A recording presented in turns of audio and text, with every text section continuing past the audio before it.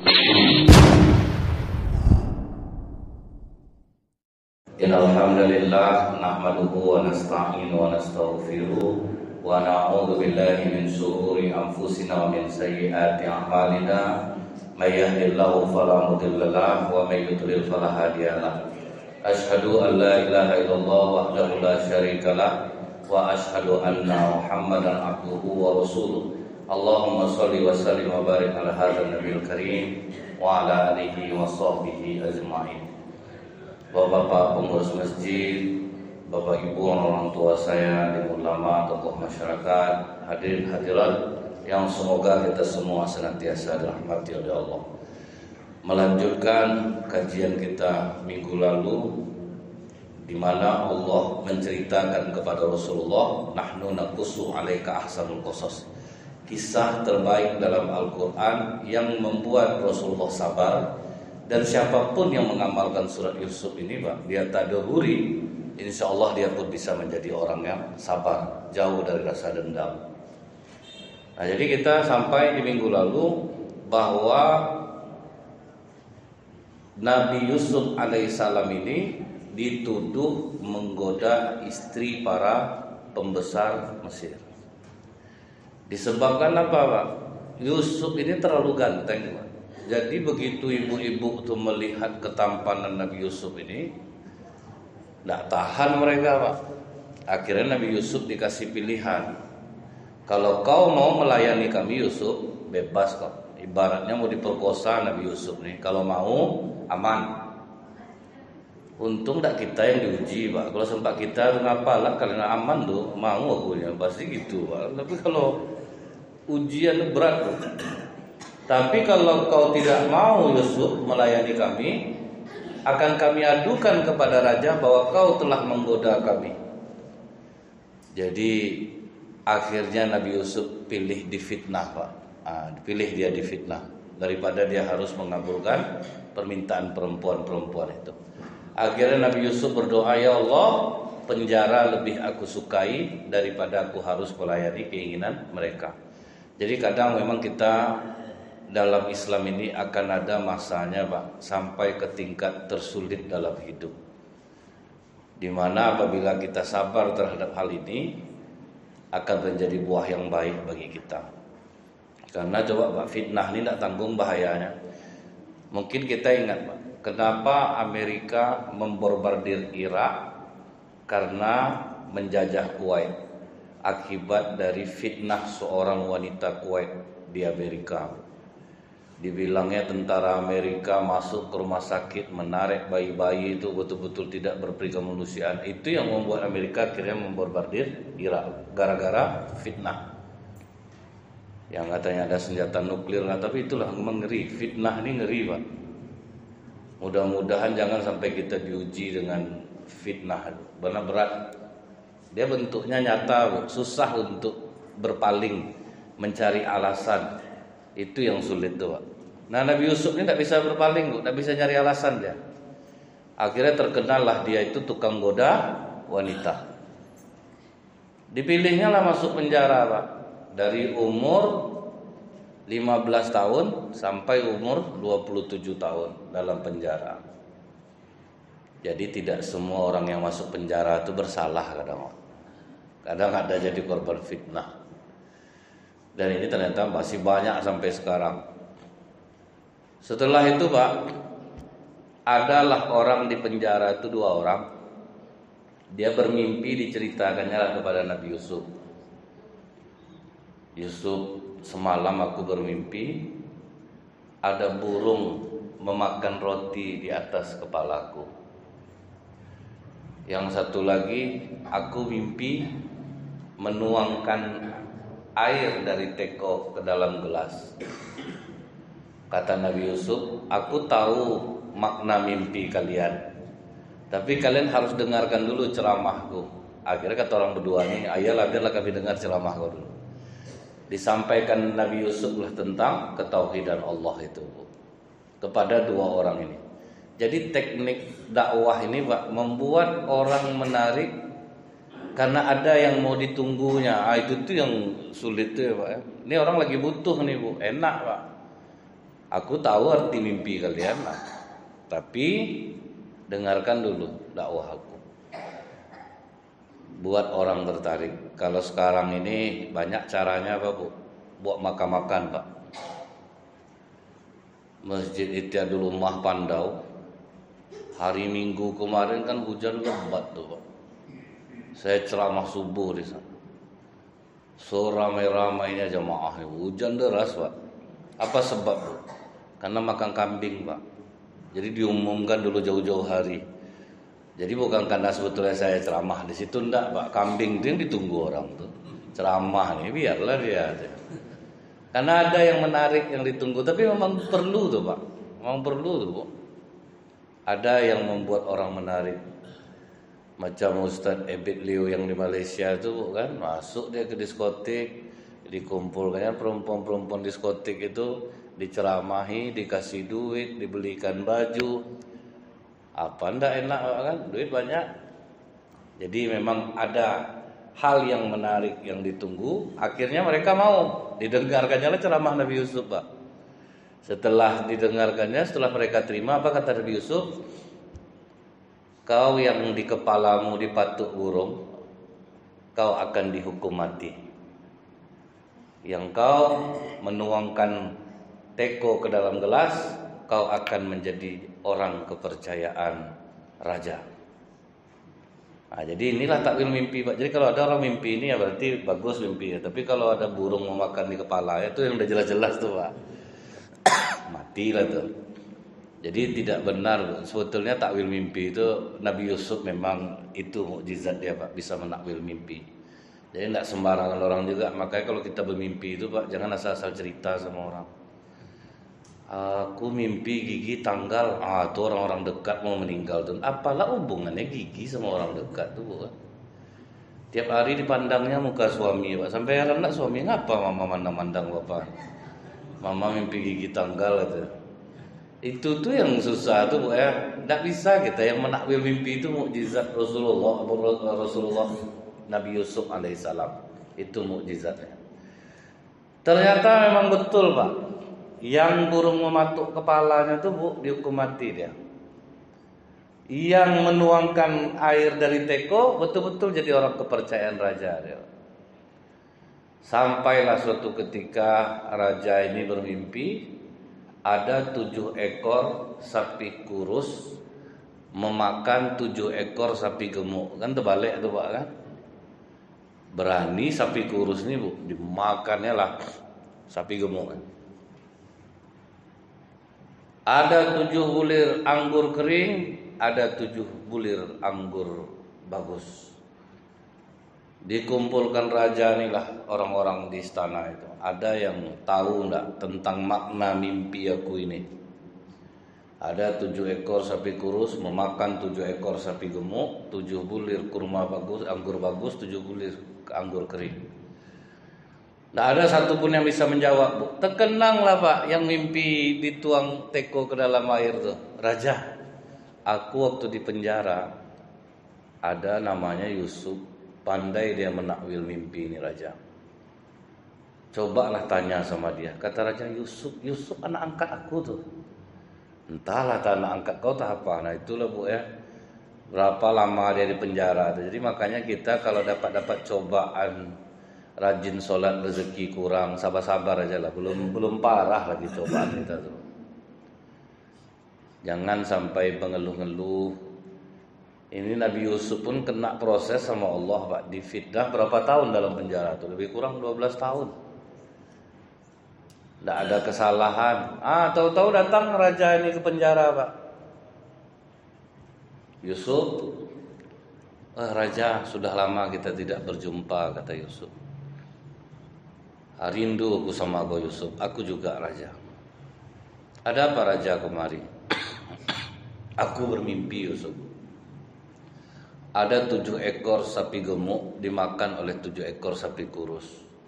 7 batang anggur kering, 7 batang anggur hijau. Walaupun dia dipenjara oleh raja ini Pak, tetap dijawabnya Pak. Artinya raja akan datang 7 tahun masa subur. Dan setelah 7 tahun masa subur itu akan datang 7 tahun masa kering. Pandai-pandailah kita mana tanah-tanah yang gersang kita gemburkan untuk stop 7 tahun musim kemarau.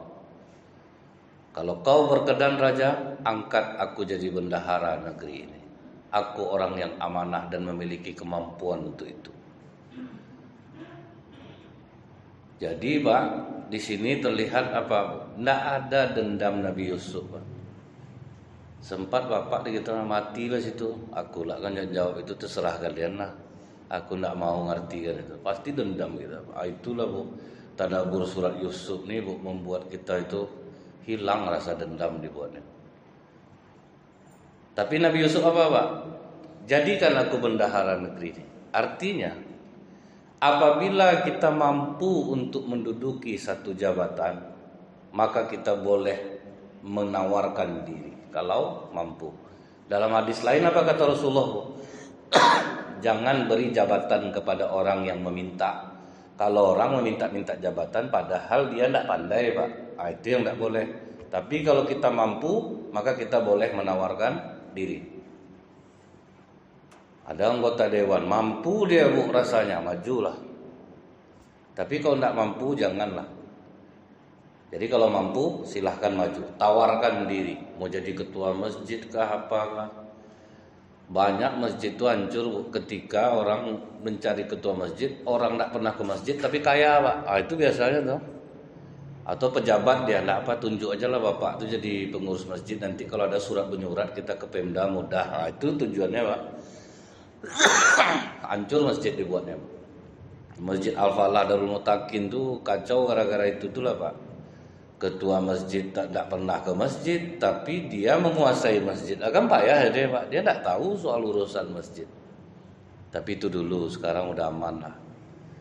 Itu payahnya Pak, orang tak ke masjid disuruh jadi pengurus masjid. Hancur jadinya. Tapi dulu ada pengurus masjid Bu, sendirian Pak. Jadi masjid sama dia, sendirian. Dia azan, dia imam, dia pengurus masjid, dia nyari ustadz, dia nyapu masjid. Aman masjid tuh Pak, 20 tahun lama ya. Masjid Nurul Iman Pasar Mambo tuh Pak. Dulu pernah hanya Pak Marjilin sendiri Pak. Aman tentram masjid tuh Pak. Jadi kalau orang punya kemampuan tuh Pak, sendiri pun aman ya. Tapi kalau tidak mampu, jangan coba menawarkan diri. Nah di masyarakat kita tuh banyak yang seperti itu Pak. Tidak mampu tapi ingin ditunjuk. Ada di Jalan Paus Bu, menunjuk pengurus masjid itu bawa masa Pak. Penting betul dia jadi ketua masjid tuh, heran lah saya Pak.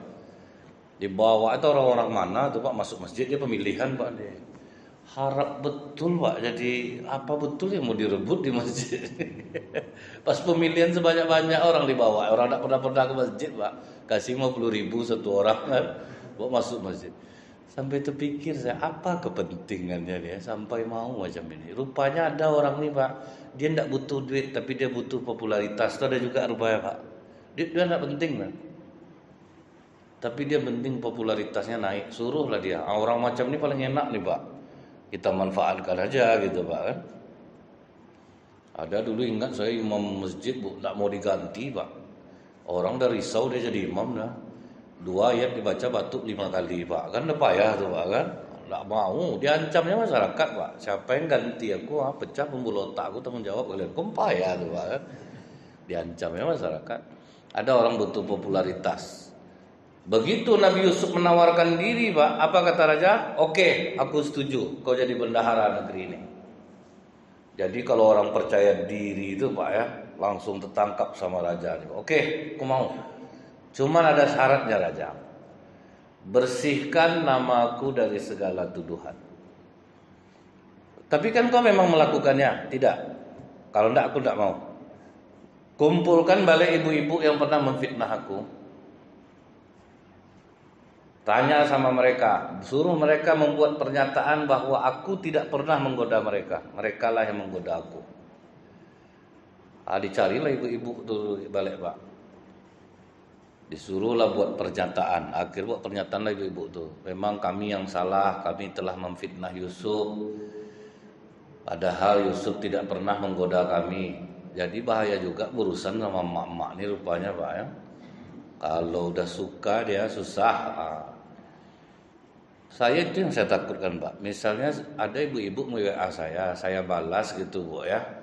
Itu terus bertanya Bu, ibu nih kan risau saya Pak. Akhirnya saya blokir gitu Bu. Itu cerita kemana-mana. Sombong betul Ustaz Narjiz. Dia mudah bilang gitu Pak. Sok betul dia tidak bisa kita bertanya. Udah dijawab Pak, tanya terus ditelepon macam orang kena teror saya Pak.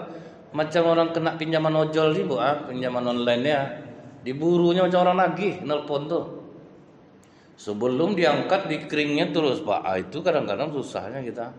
Jadi saya udah biasa, saya biarlah dibilang sombong Pak ya. Memang penting dijawab, pertanyaan dijawab, tapi berulang-ulang kan payah juga Pak kan. Akhirnya dibuat pengakuan lah mereka Bu. Ya kami salah, kami telah memfitnah Yusuf. Yusuf tidak ada melakukan hal itu. Nah, naiklah Nabi Yusuf menjadi bendahara negeri Mesir. Inilah buah kesabaran tuh Pak ya. Jadi kalau kita sabar dalam penderitaan, maka penderitaan itu akan berbuah menjadi kebahagiaan. Naik Nabi Yusuf jadi bendahara Mesir, pakaian udah bagus, dapat fasilitas negara. Mulailah Nabi Yusuf bekerja Bu. Lahan-lahan gersang diusahakan disuburkan selama 7 tahun tuh Pak. Pas datang musim paceklik, masyarakat dengan gratis bisa mengambil di kerajaan. Itu tugas pemimpin itu memang berat Pak. Jadi orang tinggal ke istana, yang mau ngambil makanan, lahan besar, ambil gratis, bawa pulang. Dikasih secara cuma-cuma. Jadi suatu hari nampak oleh Nabi Yusuf Pak, abangnya ikut ngantri Pak, ngambil makanan. Abang-abangnya yang sudah membuang dia waktu kecil dalam sumur. Nampak dia abang-abang, masih ingat dia wajahnya Pak. Ini abang aku semua nih. Dipanggilnya Pak, itu yang 11 kemari. Dia 11 orang abangnya Bu ya. Datang abang-abang itu, ada apa Tuan? Mana karungnya? Diisi oleh Nabi Yusuf Pak. Jadi walaupun orang pernah menghancurkannya, tapi dia tidak dendam. Kalau kita tahan tidak bertegur sapa tuh Pak, mati kalian aku buat, tengok lah kalian ya. Itu kita nih yang payah Bu. Di Pekanbaru ini aja Pak, dendam tuh tinggi tuh Pak. Padahal udah rajin sholat semuanya dah. Misalnya dia kerja gitu Pak, naik pemimpin baru, yang lama tuh dibuang semua Pak. Kan dendam tuh. Pokoknya tidak ada cerita, naik dia hantamnya rakyat di bawah. Macam itulah terus tuh. Jadi saya pernah bilang Pak, ada di suatu instansi, bubarkan aja lah acara halal bihalal nih. Kita pendendam. Naik si A, dibuangnya yang di bawah tuh. Siapapun orang-orang yang lama itu kipasnya semua ya Pak. Kan dendam namanya itu Pak. Apa guna halal bihalal? Nah Islam ini Bu, inilah yang diajarkan tuh. Jangan sampai dendam. Dipanggilnya semua abang-abangnya itu Pak, dikasihnya, diisi karungnya semua makanan Bu. Baru kata Nabi Yusuf, hanya 11 orang kalian nih. Ada adik kami namanya Bunyamin. Kalau besok makanan nih habis, bawa Bunyamin itu kemari. Kalian harus lengkap datang ke sini. Kalau sempat kalian tidak datang bawa adik kalian besok, kalian tidak boleh lagi ngambil makanan di sini. Itu cara Nabi Yusuf. Dia ingin ketemu sama adik kandungnya Bunyamin. Berangkatlah saudara-saudara ini Pak, beberapa hari perjalanan sampailah di rumah. Ceritalah abang-abangnya ini Bu, bendahara negeri Mesir itu baik betul lah ya. Ramai orang, didahulukannya kami. Jadi memang ya Bu ya, rasa kekeluargaan, pertemanan itu tetap ada Pak. Misalnya saya jadi camat nih, itu kawan saya ngurus KTP, itu nak mungkin saya suruh antri Pak kan. Saya sini lah, tetap berkawan. Ini kadang orang terlalu profesional lah Pak, muak lah kita nengok ya. Abangnya datang ngurus tolong deh ya, abang ikut antrian Bang. Kita harus profesional, kita kasih contoh yang baik sama masyarakat. Terlalu berlebihan menurut saya Pak. Jadi jangan, kalau memang kawan kita, bantulah gitu. Saya udah pernah kena Bu, sama tukang jahit. Saya sedang menjahit pakaian, menunggu. Datang ada kawan lamanya Pak, mau potong kaki celana. Dibukanya lah pakaian orang nih, dijahitkannya lah kawannya nih. Setelah dia jahitkan, kawan itu kalau dia pergi, saya nasihati lah Bapak tukang jahit. Pak, kita tidak boleh seperti itu dalam mengerjakan barang nih. Siapa yang dahulu, dahulukan. Siapa yang kemudian dikemudiankan. Itu yang harus kita amalkan. Salah lah saya tadi Ustaz. Ya iyalah, tidak boleh macam walaupun kawan kita. Kena karma saya Pak. Besoknya saya mau potong kaki celana Bu. Pergi saya ke dia. Pak, potong kaki celana Pak. Ingat kajian semalam Ustaz. Yang dahulu kita dulukan. Yang kemudian kita kemudiankan walaupun kawan. Ya temenum saya Pak. Baru kena dia. Tidak bisa macam itu rupanya. Memang kalau kawan saudara harus kita dahulukan. Paling tidak ya tinggalkanlah, nanti saya urus lah. Kan gitu ya Pak ya. Jadi Nabi Yusuf itu didahulukannya saudaranya Bu. Dia yang ngisikan langsung. Cuman ayah, kata bendahara negeri Mesir itu, kalau makanan ini sudah habis, kalau mau ngambil lagi harus bawa Bunyamin. Karena kalau Bunyamin tidak dibawa, kita tidak akan dikasih lagi makanan. Kata Nabi Yakub, dulu Yusuf hilang sama kalian. Sekarang Bunyamin lah mau kalian bawa lagi. Tapi oke lah, kalian bawa lah Bunyamin, aku serahkan perlindungannya kepada Allah. Beda dari yang pertama dulu, waktu Nabi Yusuf dulu, aku serahkan perlindungan Yusuf kepada kalian. Itu yang buat Allah marah Pak. Sekarang nih, aku serahkan perlindungan Bunyamin kepada Allah. Jadi kalau kita udah menyerahkan urusan kita kepada Allah, insya Allah apapun yang terjadi akan aman jiwa kita nih jadinya. Cuman membuat kita berserah diri kepada Allah tuh tidak semudah kita mengatakannya. Kalau bisa lah, kita kan kadang-kadang ada orang banyak jual beli Bu. Alhamdulillah lah, tak kemana pergi pembeli nih, sepi betul dari pagi. Dia pakai alhamdulillah Pak, tapi sakit hati ya Pak. Berturut-turut dia jualan tuh Pak, kan susah tuh Pak ya. Tapi misal orang sepi Bu, alhamdulillah lah agak sepi, jadi saya bisa sholat duha 12 rakaat, bisa saya baca Quran. Itu baru bagus tuh Pak kan. Itu yang menyerahkan diri kepada Allah tuh Bu. Ramai orang, alhamdulillah, sedikit orang sholat dia, ngaji dia. Itu yang menyerahkan diri kepada Allah. Pergilah orang nih Pak, 12 lah sama Bunyamin, sampai ke Mesir. Nampak oleh Nabi Yusuf Pak, adiknya Bunyamin tuh. Wah, berarti berapa orang? 12 orang ya dia, sama 11 abangnya. Dipanggilnya lagi Pak. Diisinya karung mereka semua Bu. Kasih makanan. Pas di adiknya Bunyamin, dimasukkannya emas 1 onggok Pak. Waktu itu kan belum ada emas batangan Pak. Masuk 1 onggok emas. Oke, silahkan kalian pergi. Pas orang itu jalan agak-agak 100 meter, dipanggil Nabi Yusuf, tunggu, aku kehilangan emasku, dan aku yakin salah satu di antara kalian mengambilnya. Tidak Tuhan, kami tidak ada mengambilnya. Tidak usah kalian bohong. Kalau sempat dapat di karung kalian, apa yang dilakukan? Jadikan kami budak. Pura-pura dibongkar Nabi Yusuf satu-satu. Itu dapat dekat adik ya. Ini emasnya. Menangis abang-abang ini. Dia apalah mau kita bilang ke bapak nih. Dulu Yusuf dia, sekarang Bunyamin akhirnya tinggal ya. Biar aku jadikan budak adik kalian nih. Oh, nangis-nangis lah Pak. Kena prank nih Pak orang ini. Dikerjain oleh Nabi Yusuf bukan? Dulu kalian kerjain, aku sekarang gantian untuk buat jerah aja nih. Menangis lah orang tuh pulang. Ayah, kami buat kesalahan lagi ayah. Bunyamin dimasukkannya emas dalam karungnya. Dia sekarang dijadikan budak. Menyesal lah semua ya Pak. Tapi Nabi Yakub lapang jiwanya Pak. Tak yakin dia rasanya Bunyamin itu diperlakukan seperti budak. Menurut aku, kata bapaknya nih, kata Nabi Yakub, Yusuf ini masih hidup lah rasanya. Beberapa bulan lagi cobalah kalian tengok adik kalian ke sana. Sama sekali Nabi Yakub tidak sedih karena dia sudah menyerahkan pelindungan anaknya kepada Allah. Berangkatlah orang ini, Bu.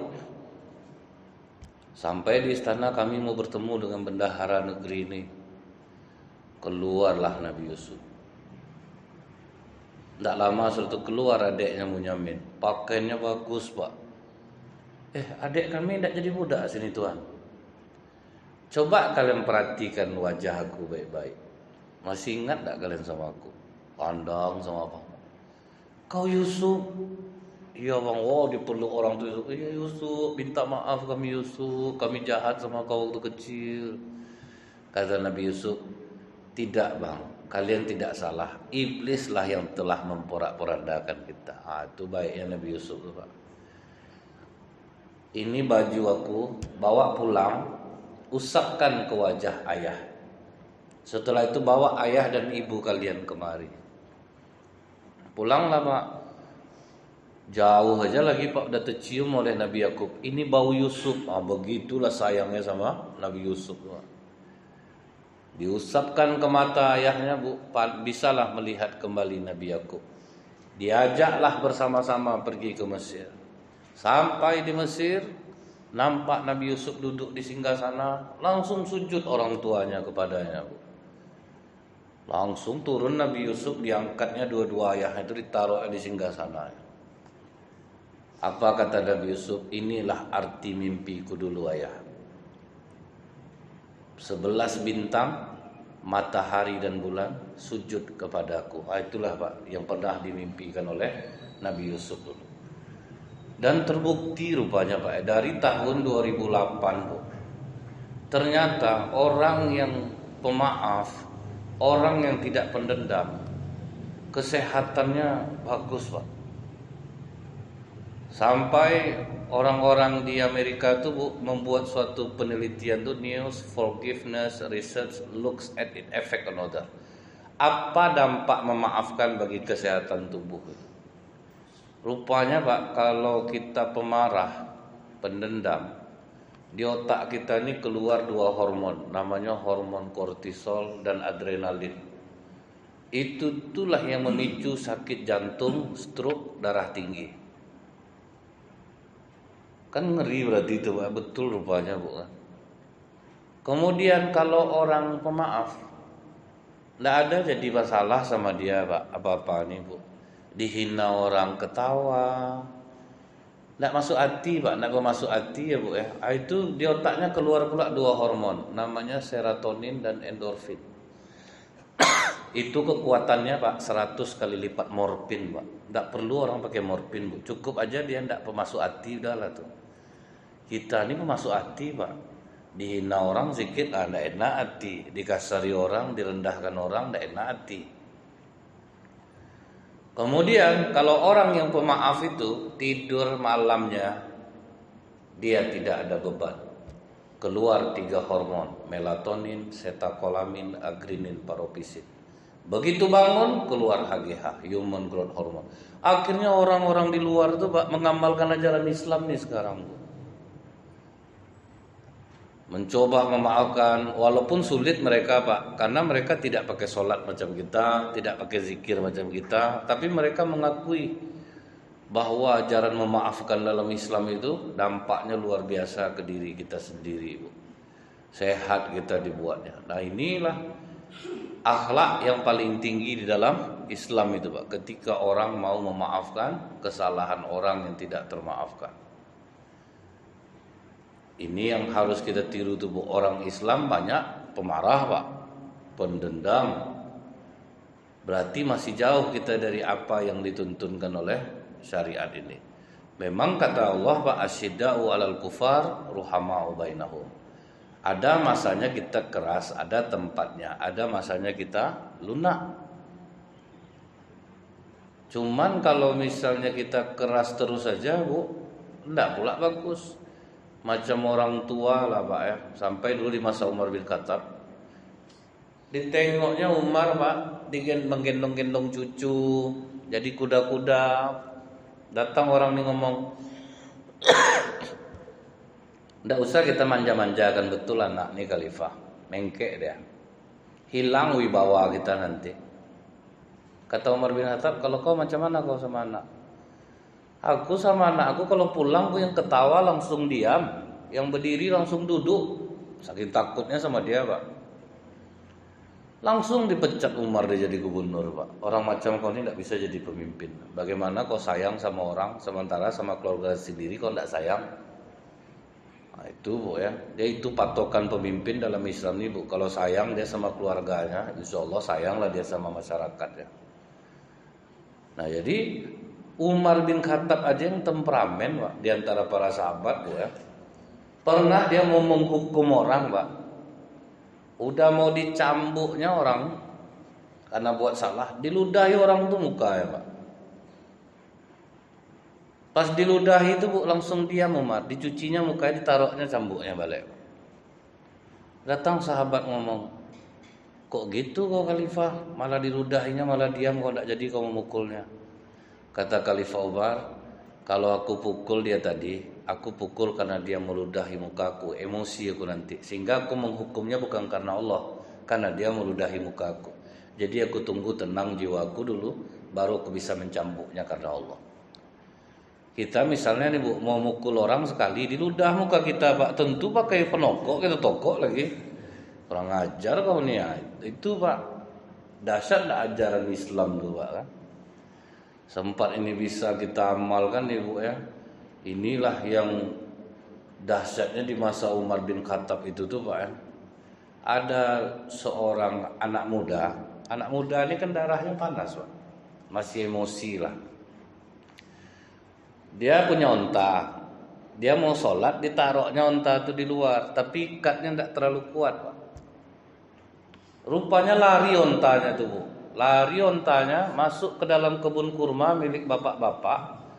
Bapak ini baru nanam pak kurma tuh, baru nanam baru masuk onta tuh habis pak ya. Banyak dikusai oleh onta tuh, ngamuk bapak tuh bu. Pas onta tuh tersudut, ditikamnya pak. Itulah kalau orang tidak bisa nahan emosi itu pak, payah. Matilah onta nih. Anak nih pas habis sholat ditengoknya tidak ada lagi ontanya pak. Dicari-carinya lah bu, ditanya-tanyanya ke orang, kata orang masuk ke kebun nih tadi ya. Masuk dia ke kebun tuh, nampak dia ontanya udah berdarah-darah, bapak tuh megang pisau. Ditanyanya ke bapak nih, pak, ini onta saya siapa yang bunuh? Sumbanglah jawaban orang tua nih pak, aku yang bunuh, mau apa kau? Tentu naik emosi anak muda nih. Diambilnya batu bu, dilemparnya kepala bapak tuh, mati bapak tuh pak. Jadi itulah kalau orang tidak bisa nahan emosi itu bu ya, susah. Kata sahabat bertanya ke Rasulullah, ya Rasulullah, tunjukkan aku amalan yang ringan yang bisa mengantarkanku ke surga. Jawaban Rasulullah apa pak? La taqtab, jangan pemarah. Apalagi ya Rasulullah, faraddada miran qala la taqtab. Tidak ada yang lain. Kalau udah rajin sholat, jangan pemarah. Nah, ini contohnya bu, rajin-rajin sholatnya emosi pak. Satu dibunuh onta, yang satu bapak elak dibunuh. Cuman anak muda nih pak, begitu dia nampak bapak tuh mati, tidak lari dia pak, bangkit menyesal dia pak. Itulah akhirnya kan kalau habis marah tuh banyak orang menyesal pak. Digendongnya jasad bapak tuh bu, ditanyanya ke masyarakat di sana, di mana rumah bapak? Tanggung jawab pak. Begitu sampai rumah bapak tuh, rupa anak bapak tuh kekarlah badannya pak. Ngapa bapakku nih? Aku khilaf, bapak kau dibunuhnya onta aku. Aku ambil batu kupukulak kepala bapak kau. Kata anak pemilik kebun kurma ini, ya jelas selenggarakan jenazah ayahku. Habis itu kau pertanggungjawabkan ke hadapan Umar bin Khattab. Itu hebatnya waktu itu pak. Tidak main hakim sendiri. Kalau kita selesai kalau mati di tempat anak itu pak kan. Sekarang nih bu, orang Indonesia ini banyak zolim pak, menghukum orang tuh zolim. Coba lah pak, kadang dia ke masjid sendalnya harga 200.000 bu, hilang sendalnya, doanya apa bu? Ya Allah, patahkanlah kaki orang yang mencuri sendal hamba, kan tidak imbang tuh pak. Ini bu, dia dipukulnya lah, ada disikit pun dipukulnya anak nih pak. Habis diselenggarakan jenazah bapaknya, dibawalah anak ini ke hadapan Khalifah Umar. Tanya Khalifah Umar, apa kesalahan anak nih? Dia telah membunuh ayahku Khalifah. Ditanya Khalifah Umar ke anak muda nih, Pak, betul kau yang membunuhnya? Demi Allah Khalifah, sekalipun tidak ada yang melihatnya, tapi Allah tahu bahwa akulah pembunuhnya. Itu Pak, jujur, tanggung jawab, pakai bawa nama Allah lagi Pak. Kita biasa bawa nama Allah kan untuk bohong Pak. Kakak yang menjelek-jelekkan aku sama orang kak, demi Allah, ndak ada kakak, padahal dia Pak. Ngeri orang Indonesia nih Bu, udah banyak betul lah Bu, bawa nama Allah untuk bohong nih. Datang nanti ke rumah Bu ya, insya Allah, artinya itu ndak datang tuh Pak. Kalau insya Allah tuh berapa dosa kita tuh. Insya Allah tuh hanya boleh dipakai kalau kita pasti datang, baru boleh pakai insya Allah. Jadi yang menghalangi kita izin Allah aja lagi ya, itu tibanya Pak. Saya kalau diundang orang Bu ndak datang, saya ndak bisa janji, itu aja saya bilang Pak, ndak mau saya bawa insya Allah. Setelah itu Bu, apa kata Umar bin Khattab? Kisos, hukuman mati. Jujur tapi dihukum mati. Apa kata anak muda ini? Aku terima hukuman ini Khalifah, tapi beri aku izin selama 3 hari. Kadang aku membawa harta anak yatim yang belum aku berikan di kampungku. Jujur Pak. Kata Khalifah Umar, tidak bisa. Karena kau telah menjadikan Allah sebagai saksimu, kau tidak bisa lagi keluar dari sini. Kecuali ada orang yang menjaminkan dirimu untuknya. Dirinya untukmu. Kalau kau tidak datang, dia yang dipenggal. Ditengoknya sahabat Rasulullah yang masih hidup Pak. Nampak dia Abu Dzar Al-Ghifari. Paman, mau paman menjaminkan diri paman untukku paman? Langsung tegak Abu Dzar. Pergilah nak, aku yang menjaminmu. Pergi dia Bu. Setelah 3 hari Pak, betul-betul balik dia Pak. Padahal kan bisa aja lari dia Pak. Datang orang ngomong ke Abu Dzar, kau pasti berani jamin dia karena kau kenal sama bapaknya? Enggak. Sama ibunya kenal enggak? Enggak. Tuh kok berani kau menjaminkan dirimu untuknya? Karena aku tidak mau membuat orang berkata bahwa tidak ada lagi orang Islam yang sayang kepada saudaranya sesama Islam. Menangis akhirnya anak pemilik kebun kurma nih. Khalifah, aku cabut tuntutanku. Walaupun aku sangat menginginkan kematian anak ini. Paman Abu Dzar telah mengajarkan kasih sayang kepadaku. Dan aku ingat Rasulullah mengatakan akhlak yang paling tinggi dalam Islam memaafkan kesalahan yang tidak termaafkan. Aku maafkan anak ini. Nah itulah inti akhlak dalam Islam itu Bu. Ketika kita tidak pendendam itu Pak. Kalau bisa kita seperti itu insya Allah Bu. Baru enak solat-solat kita, zikir-zikir kita. Ini membaca Yasin untuk mencelakakan orang. Tengok kau ya, aku bacakan Yasin, tengok kau. Kan dulu sering dengar macam itu Pak. Nggak ngaku kau ngambil lah, aku solat hajatkan kau. Untuk itu dia solat tuh Bu. Jadi mudah-mudahan dari tadabbur surat Yusuf ini kita bisa menjadi orang yang pemaaf dan mendapatkan akhlak yang tertinggi dalam Islam, yaitu memaafkan kesalahan yang tidak termaafkan. Subhanakallahumma bihamdika asyhadu an la ilaha illa anta astaghfiruka wa atubu ilaik. Assalamualaikum warahmatullahi wabarakatuh.